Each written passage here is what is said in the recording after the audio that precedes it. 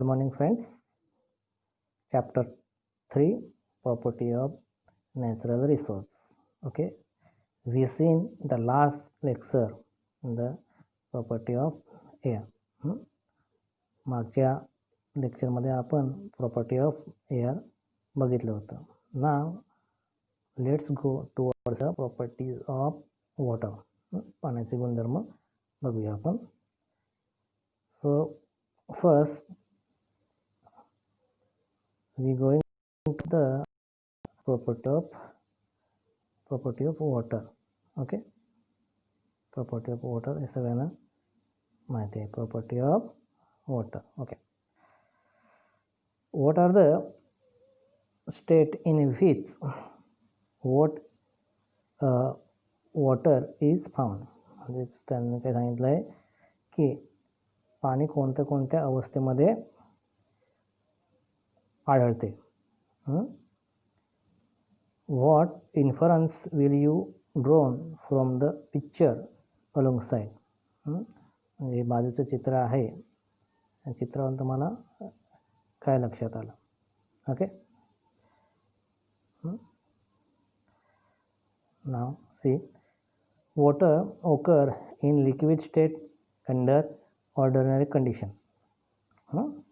सामान्यतः वॉटर हे लिक्विड स्वरूपामध्ये आढळतं.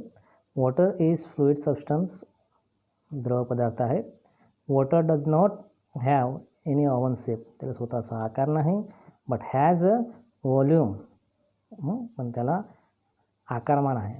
It can pass through small holes or seep through very small gaps और cracks.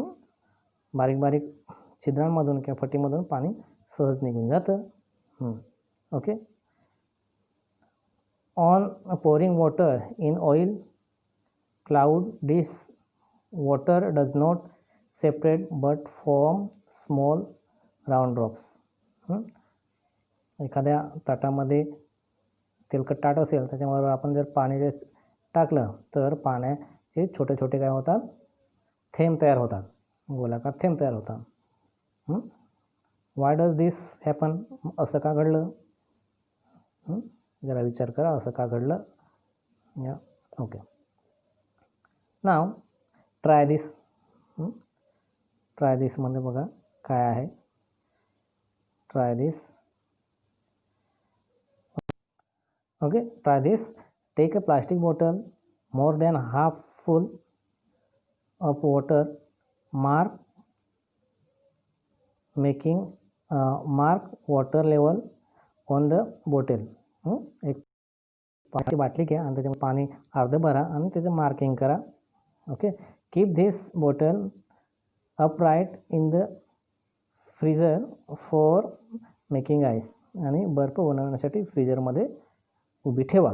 Open the freezer after the couple of hours and observe. नंतर 2 तासाने बाहेर काढून बघा त्याच्यामध्ये बर्फ झालं आहे का नाही ते. You will seen that the water has change in to ice. पाण्याचा बर्फ झालेला तुम्हाला दिसेल. Note the level of this the ice. आईसची लेवल बघा. You will find that the ice level is higher than the water level before freezing. जेव्हा पाण्याची marking केली होती आणि आता बर्फाची मार्किंग, हे तुम्हाला फरक जाणवेल. What you can infer from this. याच्यावरून तुम्हाला काय समजलं? As a water freeze to form ice expand and its volume increase.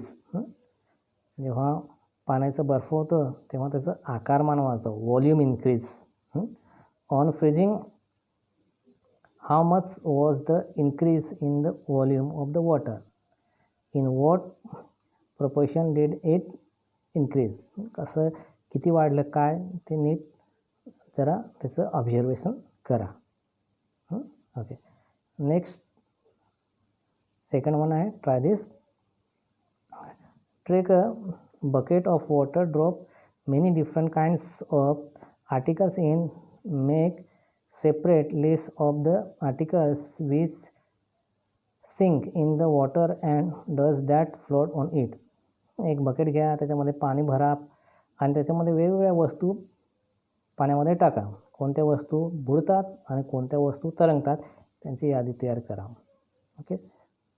Third one, take some water in a pot and add a few pieces of ice. Observe what happen. एका बकेटमध्ये पाणी घ्या किंवा पाणी घ्या ग्लासामध्ये आणि त्याच्यामध्ये बर्फाचे तुकडे टाका आणि काय होतं ते बघा. Observe Y does the see the ice float on water. त्याच्यामध्ये तुम्हाला बर्फ पाण्यावर तरंगताना दिसेल. का बरं असं झालं? Ice is lighter than the water. When the water freezes to the form ice become lighter than the original liquid. When water freezes, that the freeze is transferred into the solid state. Its volume increase, therefore the density of the ice is less than that of water. That is why the ice floats on water. That's why. Okay. जेव्हा पाण्याचं बर्फामध्ये रूपांतर होतं त्याचं volume increase होतो, but the density is decrease. Wien the density is decrease it float on the water. म्हणजे पाण्याची density आणि वॉटरची density यांच्यामध्ये फरक होतो. पाण्याची डेन्सिटी जास्त आणि बर्फाची डेन्सिटी कमी आहे, म्हणून बर्फ पाण्यावर तरंगतो. अंडरस्टूड? हे बघा इथे दाखवलं आहे. Okay. Next, density of water. पाण्याची घनता कशी काढायची तुम्ही जरा बघून घ्या नीट. The inter relation between the volume and mass a substance. The space occupies by substance it is a volume. Space occupy करतो म्हणजे त्याच्यामध्ये काय आहे? व्हॉल्यूम आहे. The state of matter in the substance it is a mass. Mass म्हणजे काय? त्याच्यामध्ये असलेला द्रव्यसंचय, पदार्थामध्ये असलेला द्रव्यसंचय म्हणजेच mass. Density equal to mass upon volume. Density equal to mass upon volume. Density equal to mass upon volume हे नीट लक्षात ठेवायचं. त्याच्यानंतर anomalous behaviour of water. Anomalous म्हणजे त्याला पाण्याचे असंगत वर्तन असे म्हणतात. Usually when the temperature of a substance is low the density increase as the volume decrease, but the water in exception of this rule. साधारणपणे पदार्थाचे तापमान कमी केल्यास त्याची घनता वाढते व आकारमान कमी होते. घनता वाढते पण आकारमान कमी होते, परंतु पाणी याला अपवाद आहे. बघा जेव्हा बर्फ आपण ठेवला होता बॉटलमध्ये तर बर्फ वाढला होता, पाण्यापेक्षा जास्त झाला, म्हणजे काय झालं? त्याचा आकारमान वाढला परंतु त्याची डेन्सिटी कमी झाली होती. डेन्सिटी काय झालं? ते कमी झाले होते. परंतु इतर पदार्थामध्ये तसं नाही.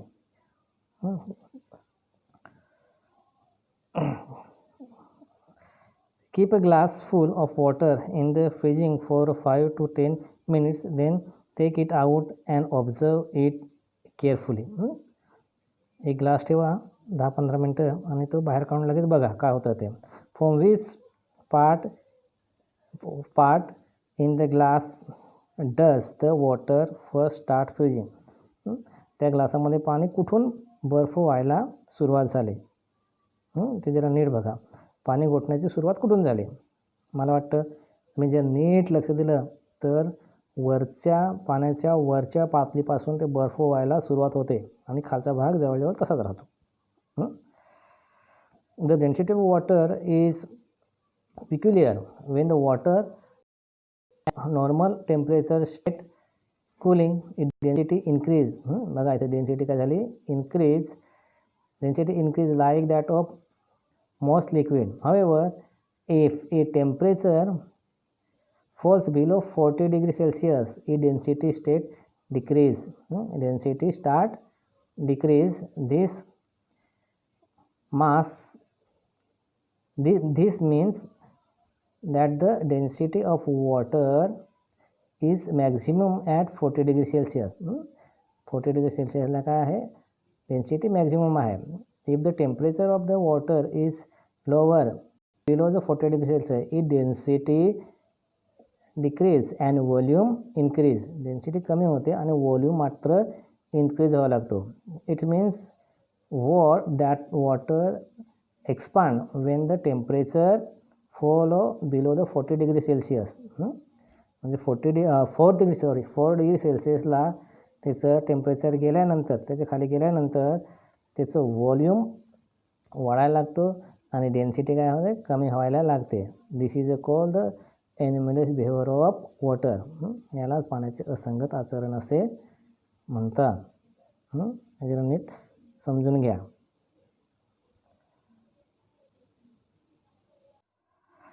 Okay, next in cloud in cold countries, how do aquatic animals remains alive even after river or lake freeze in winter.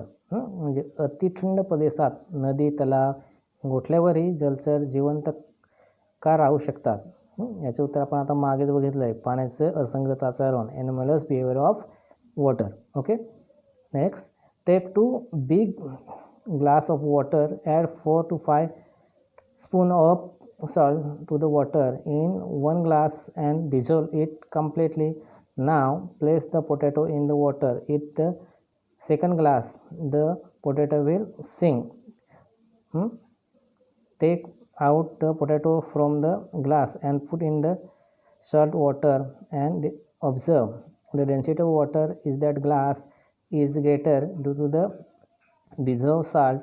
The potato float in the water because of increased density. Okay, दोन glass पाणी घ्या. एका ग्लासामध्ये 4-5 चमचे मीठ टाका, salt टाका, आणि दुसऱ्या त्याच्यामध्ये काही टाकू नका. आणि त्याच्यामध्ये एक बटाटा टाका. दोन्ही ग्लासामध्ये 1 by 1 बटाटा टाकून बघा. ज्या पाण्यामध्ये नमक टाकलं नव्हतं, सॉल्ट टाकलं नव्हतं, त्याच्यामध्ये बटाटा खाली जाऊन बसतो, सिंक होतो, खाली जाऊन बसतो, बुडतो. आणि ज्या ग्लासामध्ये नमक टाकलं आहे, सॉल्ट टाकलं आहे, त्याच्यामध्ये बटाटा हा वरती तरंगतो. बिकॉज ऑफ त्या मीठ डिझोल्व केल्यामुळे डेन्सिटी, पाण्याची डेन्सिटी वाढते. ओके, त्याच्यामुळे when the salt dissolves in water, its particles spread in water slowly.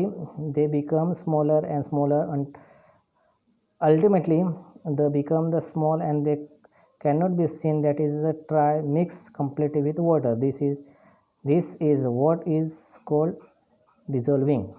जेव्हा आपण पाण्यामध्ये सॉल्ट टाकतो तेव्हा ते हळूहळू डिझॉल्व्ह होतं, त्याचे कण लहान लहान होतात आणि ते कम्प्लिटली डिश वेपर वापरून ते कम्प्लिटली डिझॉल्व्ह होतं.